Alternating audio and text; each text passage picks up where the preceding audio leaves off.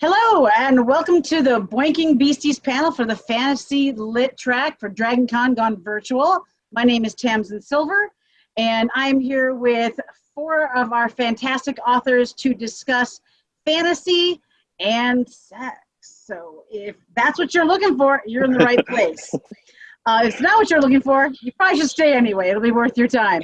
All right. So, and I can't promise this is PG friendly, so FYI. We're going to go ahead and start off so you guys can meet all of our panelists and just learn who they are and what they write, and then we'll move on from there. So we're going to start with Amie Gibbons. Knock us out. Go, girl. All right. Hi, y'all. I'm Amie Gibbons. I am an urban fantasy / paranormal romance author in Nashville, Tennessee. Hence the y'all. I've been here long enough to be able to say that. Thank you. I do my main series is sort of like a cozy mystery that's not so cozy because it's very dirty. First book in the series. It's the psychic series. This is Psychic Undercover. If anybody wants to look me up, it's basically young psychic in the FBI, solving cases, runs into vampires, starts getting into the paranormal world, and I really like the idea of sex with vampires, so there's a lot of that in there. Interesting enough, we'll be talking about that. All right, so Robert Ross, tell us a little bit about what you write and who you are. Sure, Robert Ross. I live here in Atlanta, in the hometown of Dragon Con. So I've got two primary series out and some novellas. The first series is a fantasy series called Sentinels of Creation.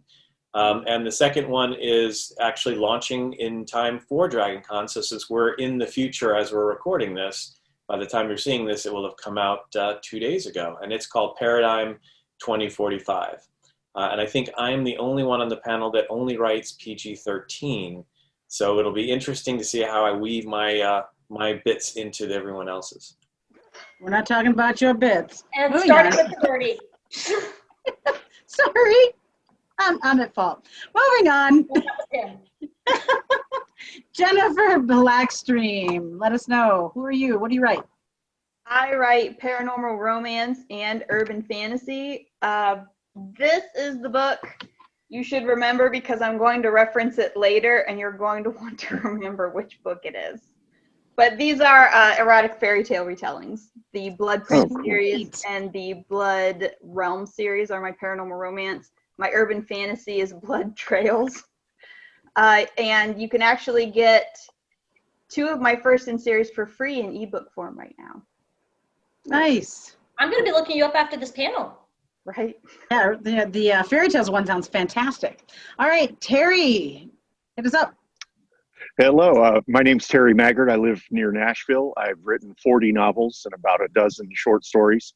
2/3 of my material is space opera and sci-fi, but 1/3 of it is definitely rated X. I write under the name Daniel Pierce. I write post-apocalyptic harem in which I work through all of my 9th grade kinks with a lot of redheads. And then I also write redneck erotica under the name Cletus Do Drizzle, which is meant to be somewhat of a parody, but it's called Trailer Park Romeo, and it's among the most heartbreaking works of staggering proportions ever written by human hands. Damn. So what we're seeing here is we've got a wide variety of people. I write urban fantasy and historical fantasy. My Billy the Kid stuff that has just come out here. And the second book is The Tormented Richard Brewer, and much like Robert, it was set to come out during Dragon Con, so it will already be out by the time this airs, because it comes out August 27th. But I originally actually started writing adult, and then it got changed over to YA. But I do have a new adult series coming out from Falstaff Books in 2021, which will have more sex in it. So those of you who look forward to that, I'll keep you posted. So anywho, so that's all of us. So let's dig into this. Quick question. So let's go down the line.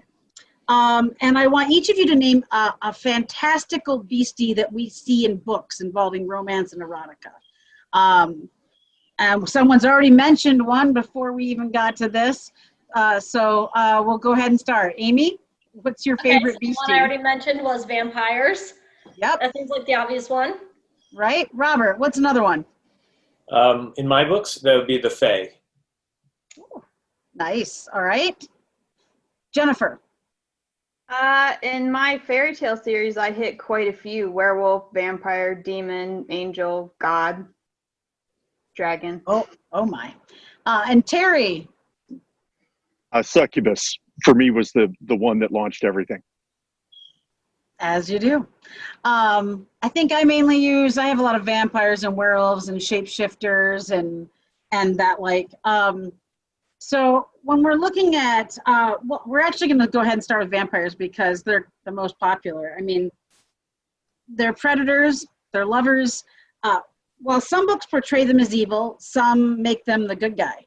And I think that's why they've held on. That's why I think they've been popular and it never dies. Haha. And I was curious with you guys, how do you guys see your vampires? Do you see them as predator? Do you see them more as lovers?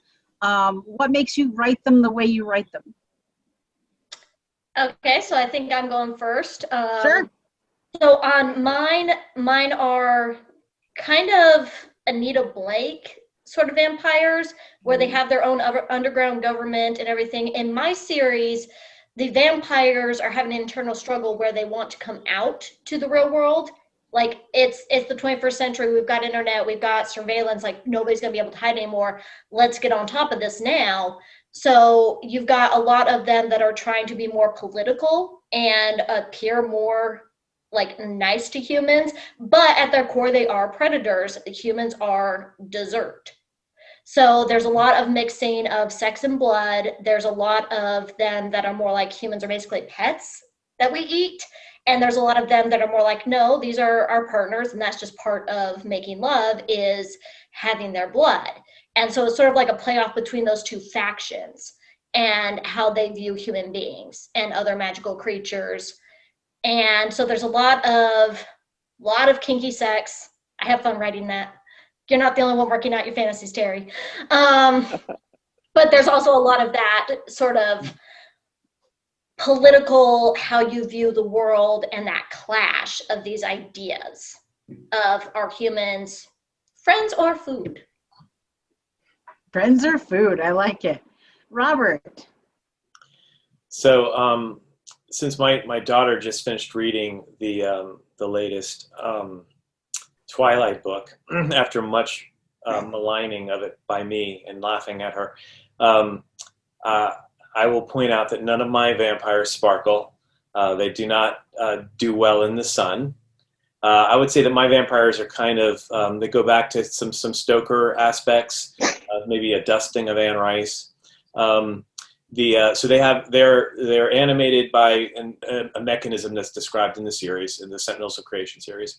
And I think topical to this panel is one of them wants to have a baby with her also vampire husband. But given that their flesh is necrotic, there's no way to do that. But the main character in the book, the Sentinel in my Sentinels of Creation series, has the ability to empathically connect to people. That's the only way he can heal.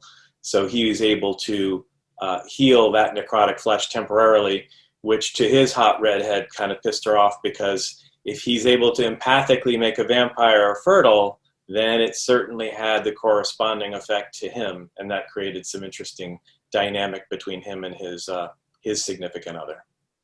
I like it. Jennifer. You know the character of Lord, is it Vetinari in Terry Pratchett? Okay, no, all right. Oh, we all sort of suddenly suck. Yes, no. So I like to combine a little bit of the Stoker as far as at that time period, the whole biting the neck was very sensual. So the vampires all have that sensual quality to them, but also because they live so long, they build up wealth. I do tend to write them a little colder. They're kind of the masterminds working in the background. Because they live so long, they can have longer running plans. So it's a balance of sensual and cold and So I don't really pick whether they're good or evil. They're kind of both. Okay. Sure. Terry? Oh, did you want to say something, Robert? No, I Go said ahead. sure, like people. Yeah. Right? Yeah. Good point. Yeah. Terry, how do yours go? Are they more lovers? Are they predators? I think I've got two. I think I fell into the stylistic choice of making two kinds. One, I've got the more human vampires that are at war with themselves. They don't trust their predatory nature, and they're trying to become more human in the sense that they want to overcome their needs and desires. But a lot of my subconscious comes out through, is it a kink or is it a fetish? The vampires, for them, blood is a fetish. They have to have it to live. The humans who are participating in the sex with them, it's a kink. It's a sexual, sensual choice that they make. And that lets me kind of, predicating all of my work on that, lets me write vampires that run a gamut of emotional content. I have a vampire that's going through a rebirth, becoming a Catholic. I'm just fascinated by the process of what happens if you're immortal and you sort of have tenure as a human, but you choose to become a Catholic. So I think there are a lot of opportunities, and every couple of years people say vampires are dead, and we all laugh if you're a writer because you know it's not true. They're Right? undead. They are. They can be. I do a lot of what you do, Amy. I have a lot of political in my Windfire series for them, and it's a very large hierarchy, and there's two sets of them. Ones that feel like it's their job to protect the humans. The other ones are like, yeah, but the humans are destroying the fucking planet, and we shouldn't let them do that anymore, and we should take over. Other than vampires, one of the main ones I was looking up this morning, because I spent some time this morning looking at, we won't talk about all the things I found. So, dear God. So, but werewolves are the other big one I saw on romance, like almost as much as vampire, if not almost more. A lot of romance with werewolves, a lot of erotica with werewolves. I'm curious what you guys think the attraction is. I mean, obviously with vampires, it's some of that attraction is like the neck and they're supposed to be attractive and they can let you live forever and they're wealthy. Werewolves, other than I guess animal magnetism, what do you think the draw is for people who write or for stories people love that are erotic with werewolves? I would say first off, it's the same thing with vampires. It's power. There is nothing more attractive than power. Right. And what is powerful changes obviously depending on society, but especially for women, one thing that we're drawn to is, evolutionarily speaking, we want a guy that's going to produce the best offspring. So even if these ones can't produce or reproduce like vampires, technically you still have that draw to them. Werewolves, depending on your reality and how you write them, theoretically could, which means that you would get these much more powerful offspring. And I think that's a big part of the draw, is this idea of, well, he's big, he's buff, he's got stamina, and he can produce very strong offspring for me. And I think that is at the heart of a lot of these fantasies, is that idea that we still have, no matter how modern we are, no matter how much we're like, yes, women power and everything, my day job is a lawyer, women power all the way, sure. We still want that in a mate. We still want that for our kids. It's evolutionary. And I think that's the biggest draw about werewolves, is that it has both of those. It has the power, but it also has that suggestion of, you could have, like, your main character could produce very, very good babies with this one. That's an interesting thought. That never come across my mind. Anyone else have one they want to throw in on that? And what they think why werewolves are sexy? I have something that's based similar to what Amy said. It's an absolution of guilt. Okay.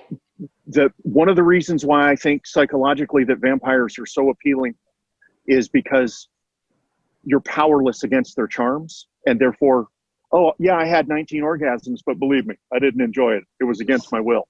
There's an absolution of choice and an absolution of will, and you're taking vampires are very often extremely powerful, but rarely bulky, and you're taking that evolutionary choice of creating the best possible mate and giving them a physical manifestation that is big, muscular, scary, changeable, cyclical, and has a lot of the things in it that we at a subconscious level that really, quite frankly, trips our trigger. Interesting. All right. I think when I think vampires versus werewolves, with the vampires, I think more of a sophisticated seduction. This I think of dressing up nice and, you know, setting the scene. Whereas werewolves I see as being more carnal, being more, you can be a hot mess and have hot sex. More likely to be spontaneous, maybe not planned for a seduction. And I think I favor the werewolf for that reason. And they're not limited to, hey, it's, sun's down, we can have sex. So, you know, they aren't limited that way. So, yeah, I can understand that. That makes sense. Robert, any thoughts on this? So I guess the vampires in my series are a little more bestial. They're probably the one race that I don't explore too much sexuality. The primary one, they tend to pee on bushes if they feel like it. Although there are a number of characters, both male and female, that are attracted to them, and they tend to have a characteristic where they like to be dominated. Whereas a vampire will dominate you for sure, but does so oftentimes in a way that you don't know that domination is happening until potentially it's too late, depending on how you and if you write some sort of glamoring around it. Werewolves, their glamour, if you want to call it that, is just one of, as I think Amie put this, is one of raw power. And depending on who you are and what you're attracted to, sometimes it's really enticing, because you can give way to something because you have no other choice, and that touches back on Terry's point of it's like a dangerous liaisons. It was beyond my control. Yeah. So that powerful werewolf aspect is something that can really dominate those who want to be dominated. Often the sex in fantasy books, the beasts, creatures, we tend to write them when they're in human form. However, this is where the panel starts to slowly diverge, y'all. Just gonna preface that. So sometimes that's not the case. There are books out there where he is in wolf form, or they are in beast looking form, or they're not fully human form, as I step around something. So my question is, here we go. Do we consider that bestiality? Do we consider it something that's okay in fantasy? If so, why? What have you ever read anything that you've come across that is that way, or has gone over the line to the point where you're like, yeah, fuck no, I'm not, this is wolf, not. So I warned everyone my language, I warned. I'm curious, not on where you are comfortable or uncomfortable, that's not the concern. And I don't want to go there. What I want to say is, sometimes books walk the line, cross the line. Have you written that? If so, why? If you've read it, did you think it worked? If so, why? If not, why? I'm curious. Whoever wants to go first, rock it out. I'll start this one. Somehow I knew that. Yeah, I was going to say, you barely met me, and this is not a surprise. So my background is lawyer. I immediately am going, no, that's okay, because they're still sentient. They're still able to consent. My big issue with anybody in real life is like, that animal can't consent. Let's not go there. But yeah, so it's not something that I write because it issues me out.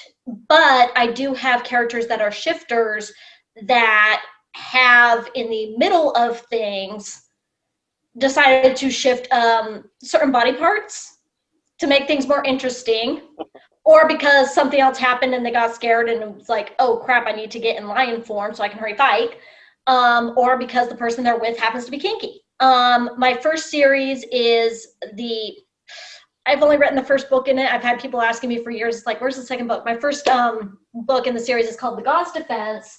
And I have a shifter in there who shifts into lion form.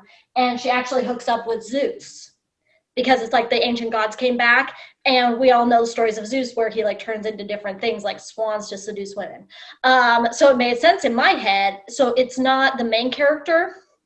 It's one of the side characters, but you get that implication of there's some of that going on in the bedroom. The main character is Catholic. She doesn't need to see that. I understand. It's not something that I have breached on page. It's suggested. It's not something I've written myself. I may when I do a book from that character's point of view. Interesting. Cool. Anyone else? I would harken back to what you said. If the creature in question is, I don't want to say human enough, but human enough that there is an understanding that you both understand what it is, what's happening, so you can have consent. I think that's where I would draw the line between this and true bestiality. I have written it. I had to, for my Blood Realm series, for All for a Rose, I had a dragon shifter, but he was stuck between forms. So from the waist up, he looked a little bit like a dragon, a little bit like a Cardassian from Star Trek. From the waist, I thought you said Kardashian, and it was a whole different. Anyway, big. And from the waist down, he's a serpent. So I actually had to do a little research for that because what's a reptile penis? That's what I was going to ask. You see, now you're be curious. You've got to tell me what's a reptile penis. I don't even want to know where one researches reptile peni. So one Googles. Okay, so when you go to Google and you type that in, it's kind of like I happened to find a video and I'm like, what the hell? No. Please, Jennifer, tell me. Yes, this is the story. Do tell. Yeah. Go There for was it. an alligator laying on its back. It was an autopsy. And the doctor went and touched part of its stomach. And in what I can only describe as some unholy offspring between a jack-in-the-box and a Swiss Army knife, this thing's penis just popped out. And you will be so happy to know that I managed to find the video.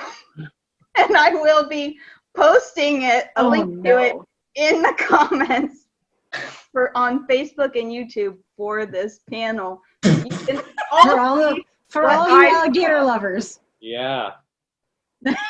Rob, so that is my gift to you, really. You're welcome. I think it got lost in the crosstalk, but Jennifer, tell me that you use a VPN while looking these things up, right? In related news, some people are exploring Jennifer's Google history.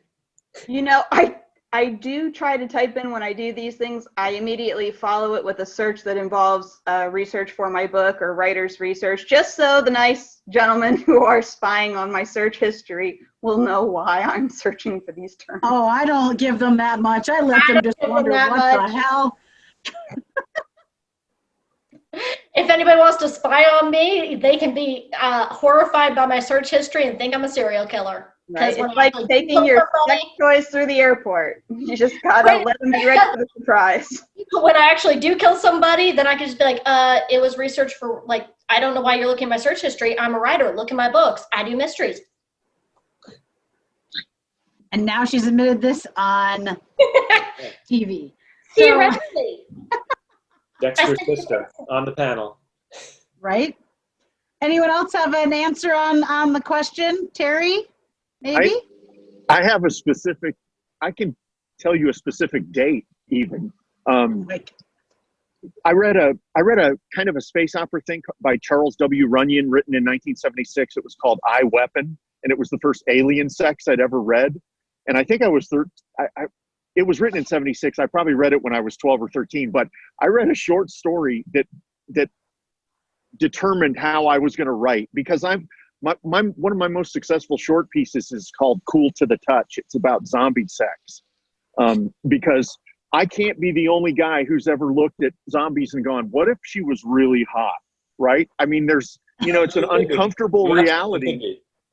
There's an awkward reality that you look at with that. But there was a really thoughtful bestiality, quasi-bestiality story written called Her Furry Face that was about an intelligent, genetically altered chimpanzee who seduced a scientist because she hated him and wanted him thrown off the project. And it's got wheels within wheels, but I read it and I said, this is both elegant, squicky, and well done. And I think I remember reading that and saying, if that guy was willing to go there and do it well, then it's on the table. And by the way, I highly recommend the story. Just because you read it and you go, oh, this is what it's like to bridge these worlds between consent, ickiness, and intellect. It was a really interesting piece. Interesting. I hadn't even thought about Alien because we've been talking fantasy versus sci-fi, but yeah. Well, yeah, he wrote Alien Sex, and there was actually a significant risk of losing your penis with sex with this alien. And if anybody who's ever met a male knows that the guy went ahead with it anyway. I mean, it had absolutely zero effect on whether or not he was going to, so, but it was just interesting that I remember that of everything I've ever read, I wonder how much that has informed my opinion of alien booty. And it's interesting you mentioned about how something that you read before and how it affects what you write now. One of the questions I have written down here to eventually get to, and we're going to touch on it. So I hang out in the goth industrial scene in New York when I used to live there. And speaking of goth, there's the Black Kitty.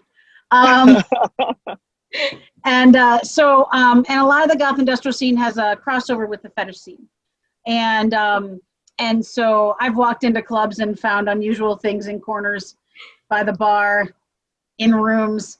And one of the things I think it would be interesting for us to talk about with concern to this is, do we think that kink in itself in real life affects what we're writing when it comes to fantasy creatures and sexual content in books? Do we think that do you think that kind of kink is if it bleeds over?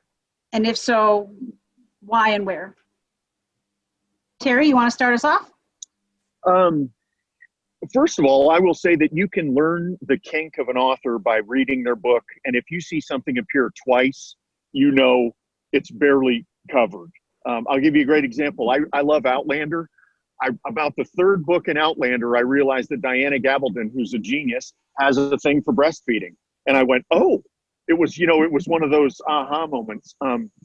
I think that if we're honest as authors, and believe me, that's a difficult issue to address as an author, but if we're honest, our own preferences leak out around the edges like light around a door, whether we want it to or not.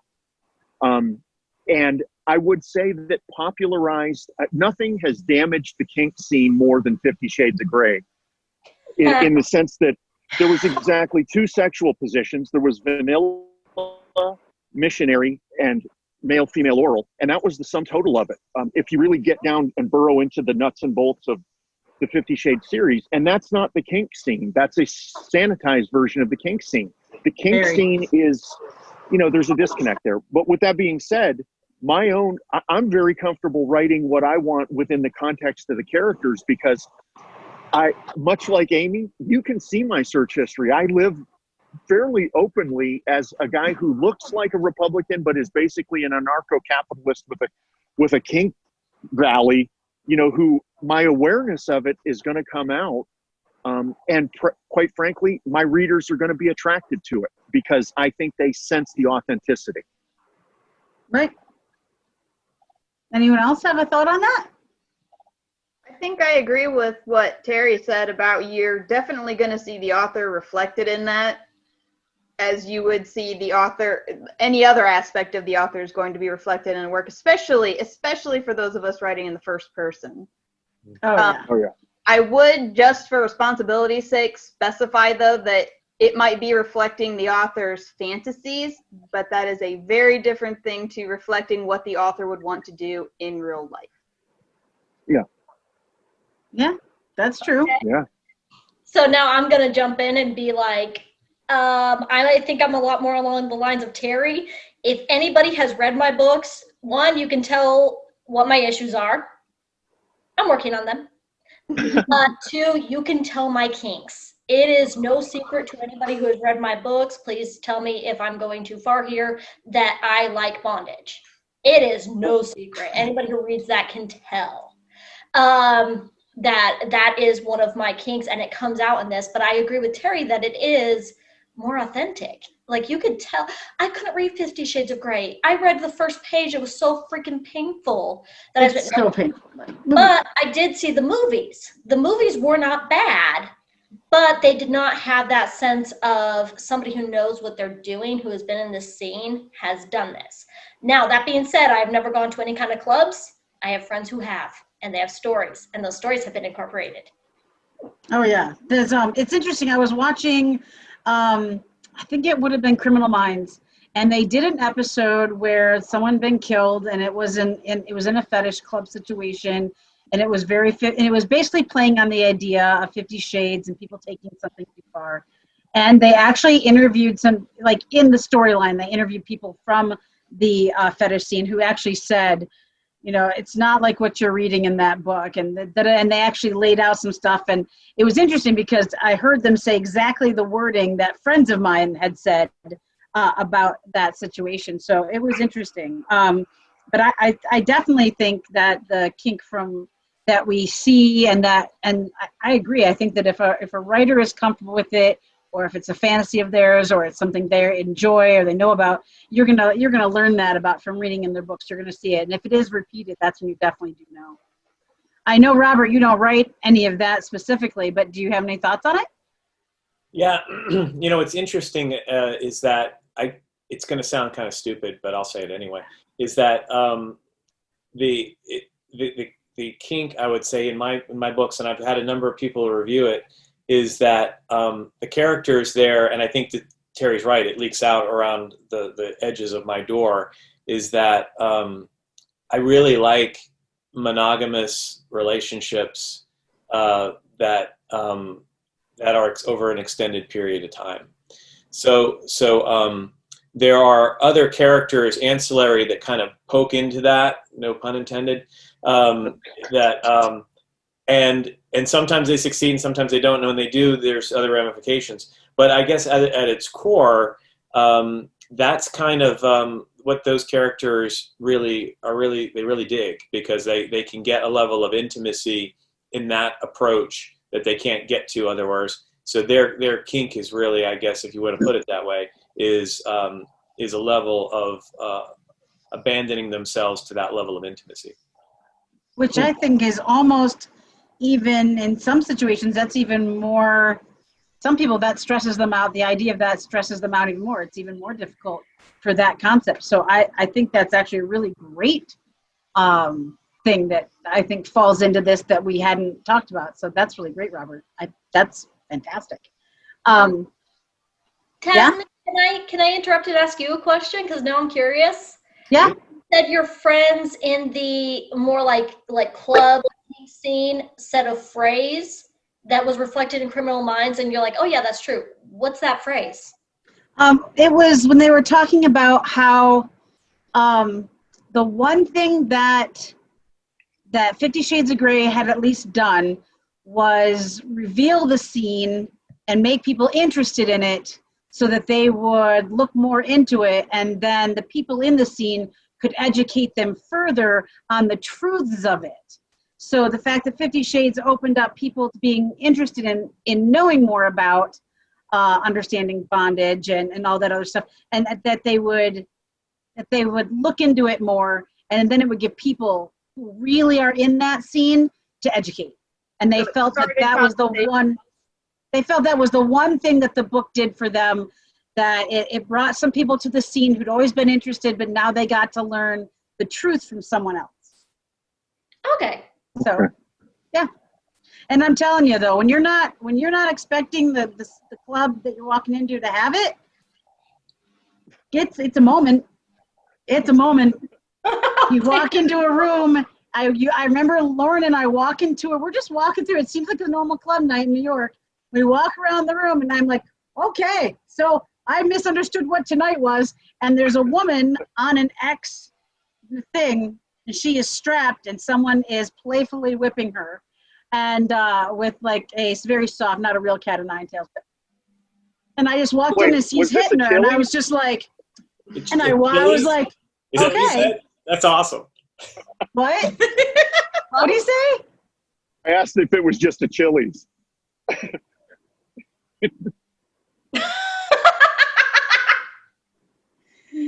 Oh, well, at least he didn't offer it being at Hooters. So, anyway, and that goes back to a panel I did yesterday.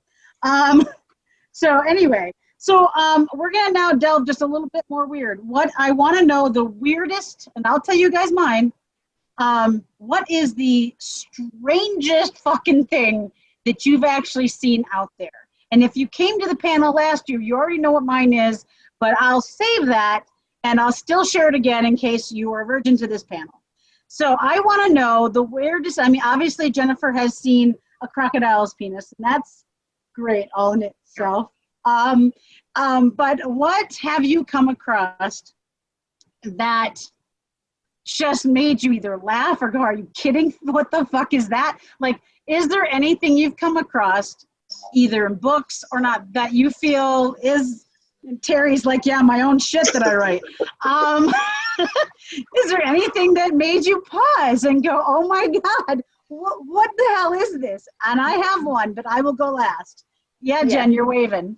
Okay, moving beyond the alligator penis was when I found out that when wolves have sex, the head of the male's penis swells so that they are attached, like can't come out till he's done. And if danger presents itself while they're in the middle, they will try to run away still attached in that manner. And again, I don't know why Google does this to me, but there are pictures if you're curious as to how that would work. Wow. Yeah. Again, I'll never look at them the same. I'll try to find the picture again to post it so everyone can share in that memory. That's nice that you think of everyone. I try. I'm a giver. What can I say? Obviously they are too. So the next. Okay, next, anyone? Terry's got to go. He's just ripping to go. He's dying to go. Come on, Terry.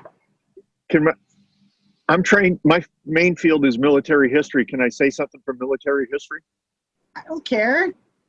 Okay. That's because you're not messaging me on the thing that you can't. So I was reading a primary document about.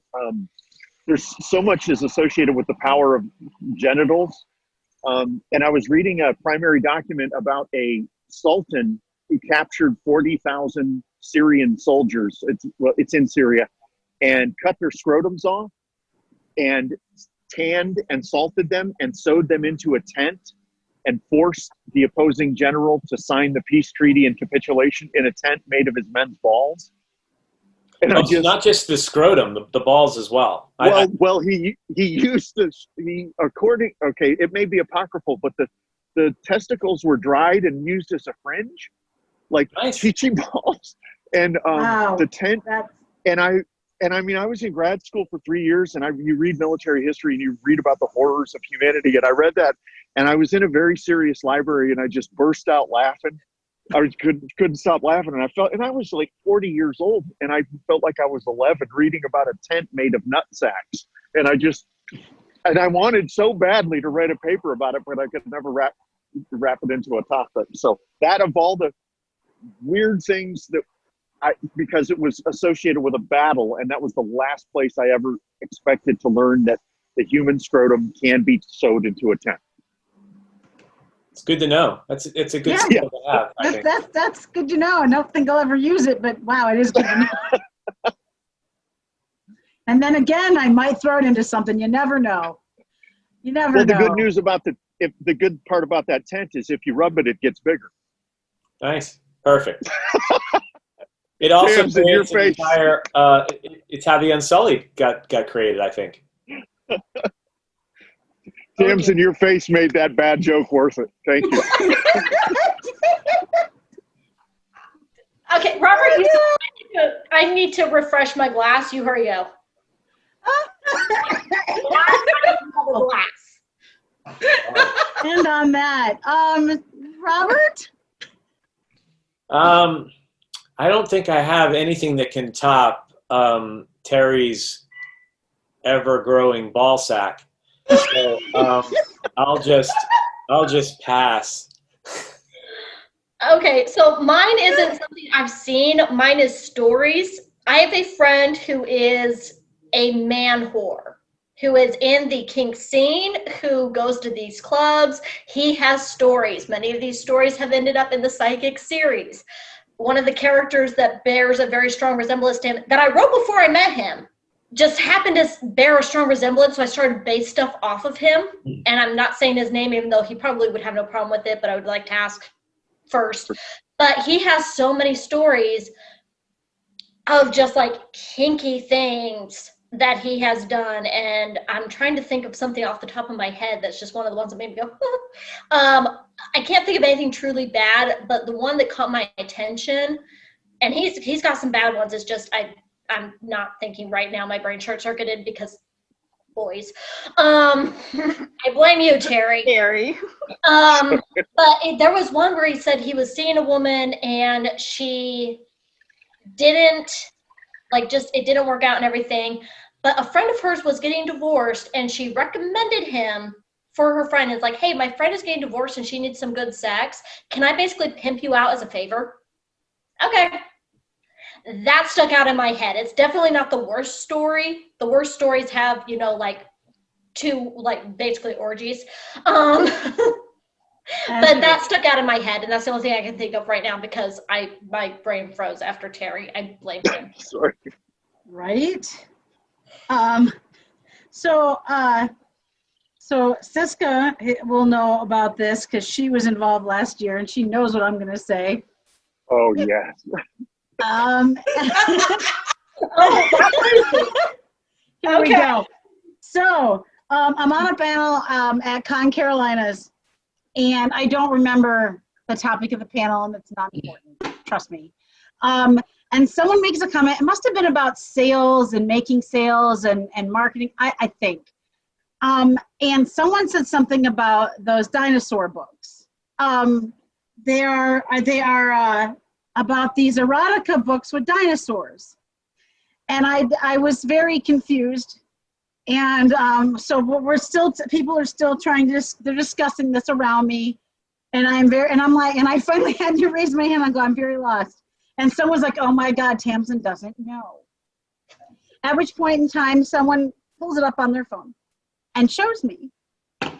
And as they're coming up, I'm like, oh, so it's dinosaurs on dinosaur sex. And they're like, no, it's dinosaurs and humans having sex.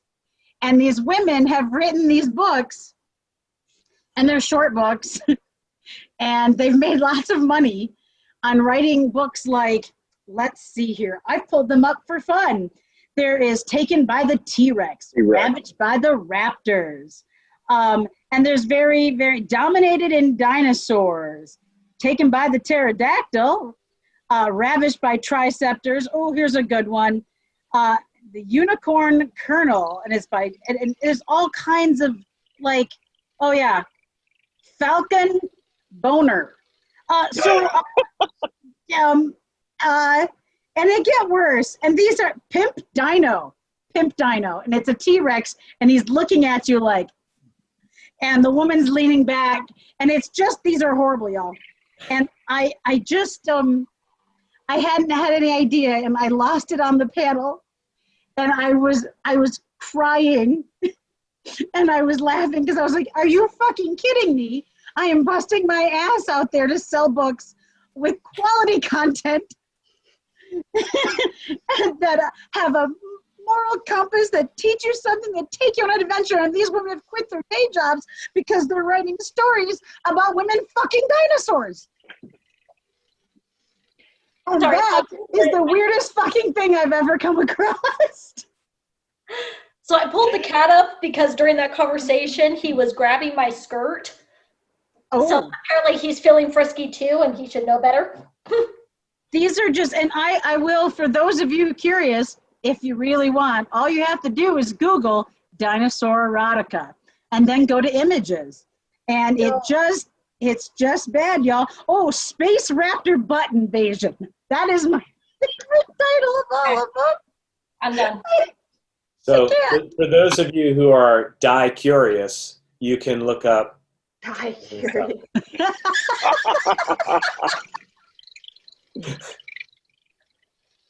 Oh gosh. That's They can look up what? Panel of romance authors, just so you know. just so you know. So yeah, so I'll make sure to post one or two of these in the comments as well, so y'all can laugh as hard as I do. Wow. Yeah. Oh my God, I did better this year, Siska. Last year I couldn't even speak it. I was laughing so hard. So yeah. Anyway, so we're getting. I don't know if we're getting close to time. But I wanted to open up the forum at this point and see, considering the title of it and all the things we've discussed, from the most vanilla to the weirdest, is there anything else that you'd like to bring up during this panel with concern to boinking beasties and fantasy and sex? One big thing that I've ran into that seems to be a trigger for people, and we've actually touched upon this, is the issue of consent. We have had, so for a lot of us, that's part of the fantasy. It's kind of fun to be like, oh, I couldn't help it, or I was overpowered, where it's consensual, but it's definitely pressing the line. And there's some people that just get very touchy about that, for good reason. But I was wondering where other authors kind of draw the line, because I have vampires who have basically sex skills and are sort of like using that to their advantage, where they're sort of like a supernaturally attractive, basically an incubus. And I was wondering, I've had some people who are just like, no, crossing the line. And I'm going, where do you guys draw the line? In writing, not in real life. You don't have to tell me in real life. Right?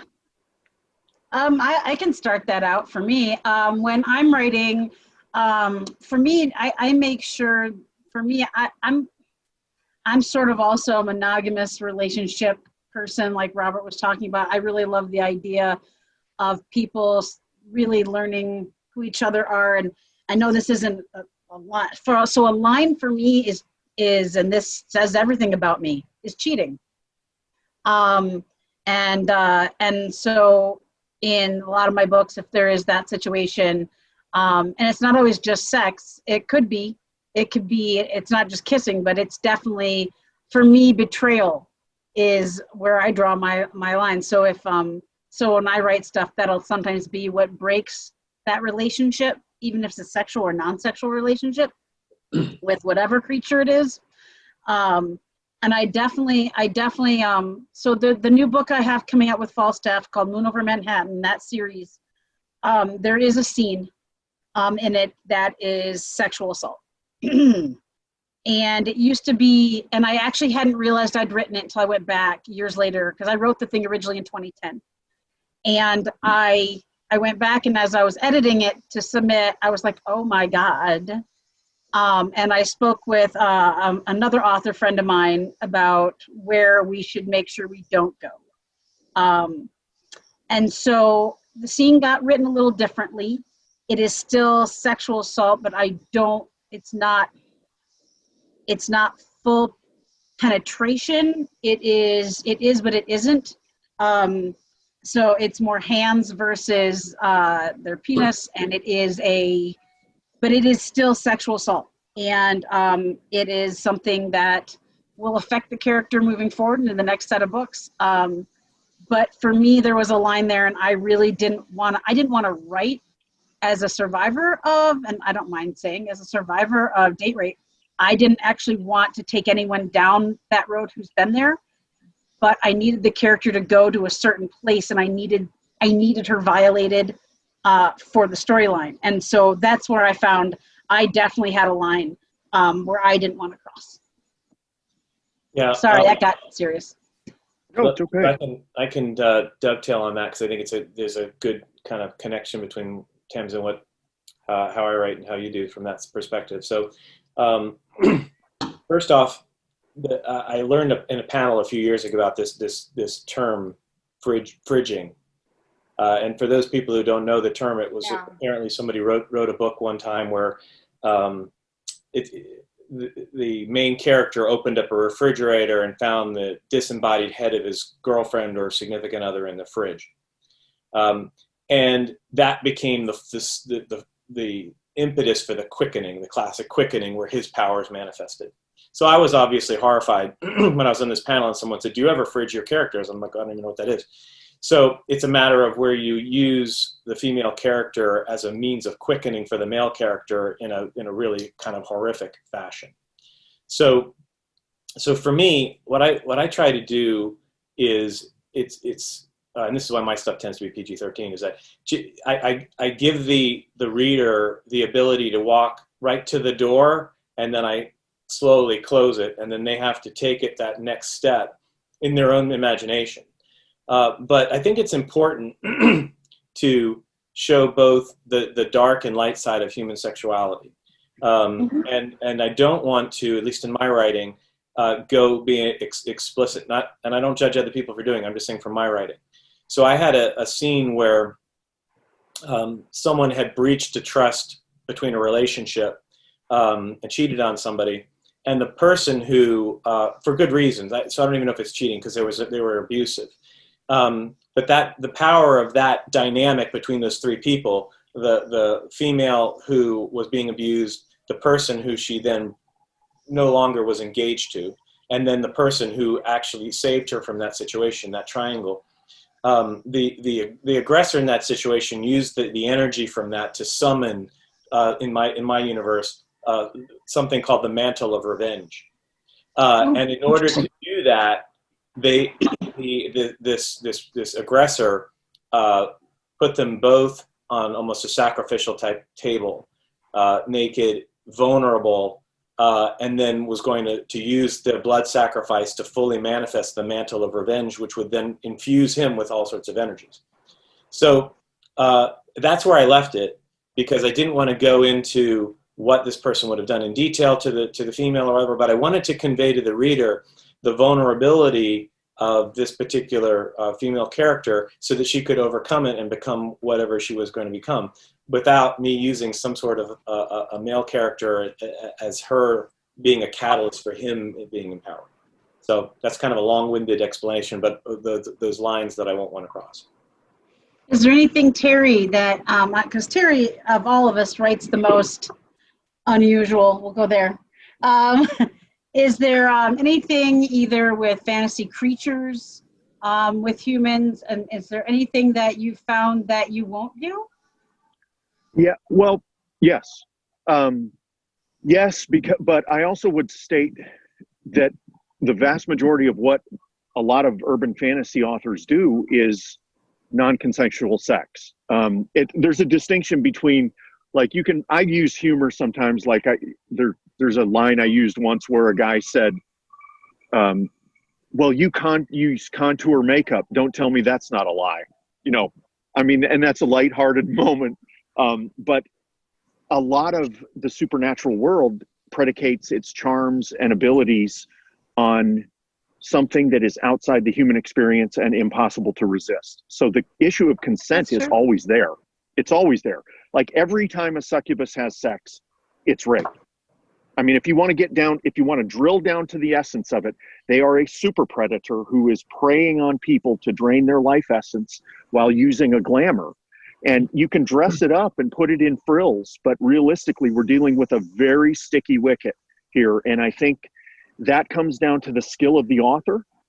It comes down to the sensitivity of the author in terms of using what Robert, that's a great, the closed door, bring them to the edge and don't show them all of it. However, I very candidly will write things that are disquieting and uncomfortable, because I think that my audience falls into three categories. And I'm going to overlay the kink scene here. You've got people who are doms, people who are subs, and people who are switches. And you're going to find that your DOMs and switches are usually most receptive to things that we write that are questionable.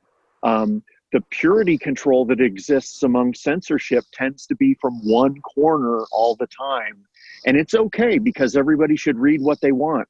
But by the same token, I think as authors, we're supposed to be aware of who's reading it so that we can perhaps tailor the experience to their sensitivities.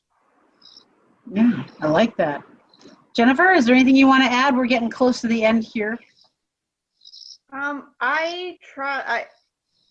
I try to make sure that at the end of one of my books, the reader is in a good mood, maybe excited, maybe an adrenaline rush, but I would never want anyone to be upset, traumatized, or I don't want to ruin anyone's day with a book. Right? I can write things as an author that I might not be able to read, because as an author, whether you realize it or not, you do feel in control, you know? Yeah. And having a sense of control, it makes a difference. It really does. If I wrote it, really does. Someone else wrote it. And I just try to keep that in mind. So I write what the story needs, but I don't write beyond that. And I do always have in mind, how is the reader going to feel when they're done with this book? Nice. Yeah. All right. This has actually been a really great panel.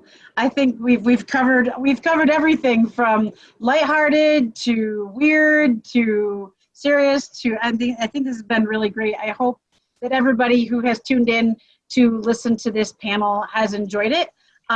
We've got about 3 minutes, so if everyone would say where people can find your books, that would be fantastic. We'll start, of course, with Amie, since she's in my upper left-hand corner. Also, I think I'm the one with the biggest mouth, so I would have gone first anyway.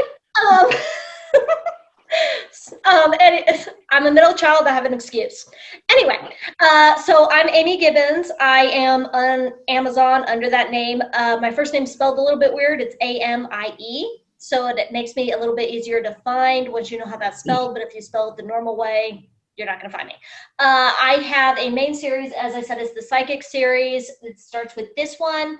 And then I've got 6 books in that series where it is more sort of like cozy mystery meets paranormal romance, which technically counters cozy mystery. And I'm on Amazon exclusively. So if you have KU, you can find me in there. And I've seen people like literally go through and binge my books on KU. It's fun. I also have things that are a little bit more serious. My latest book is called Scorpions of the Deep. It's still romance oriented, but not nearly as dirty, and it's a lot more subtle. And then The God's Defense is the first in a series that I really need to get back to, because I've had people asking me about it. But yeah, I'm on Amazon. Find me there, Amie Gibbons. You can see my name, how it's spelled, and check me out. Great. Robert, where can we find your stuff? You can find me at the publisher, spartamac.com. That's SPARTAMAC.com. Or robertwross.com. goes to the same place. And during the con, there'll be a promo page that pops up, and got all sorts of freebies for our con, because when I go to the con, I used to drop books and all sorts of things all over the con for people to find as like scavenger hunts, but can't do that this year. So if you go to the website, you'll get some promo codes for some digital art and some audiobooks. So I hope you enjoy that. And that's, again, spartamac.com or robertwross.com.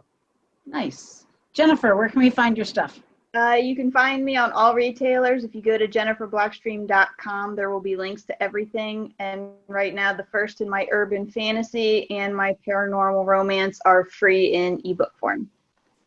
Wonderful. Terry? I'm everywhere as Terry Maggert, and then all my harem stuff is under the name Daniel Pierce.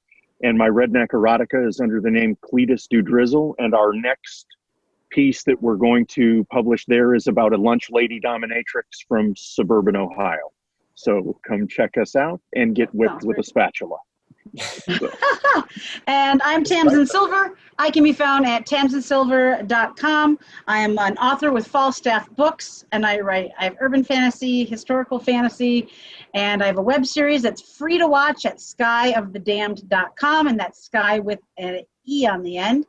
Thank you so much for coming and joining us for this virtual panel with Fantasy Lit Track, Boinking Beasties. Everyone be out there, stay stay safe, and we'll see you next year. See you next year, Dragon Con. Bye. Hi, See you, Dragon. Dragon Con. Bye.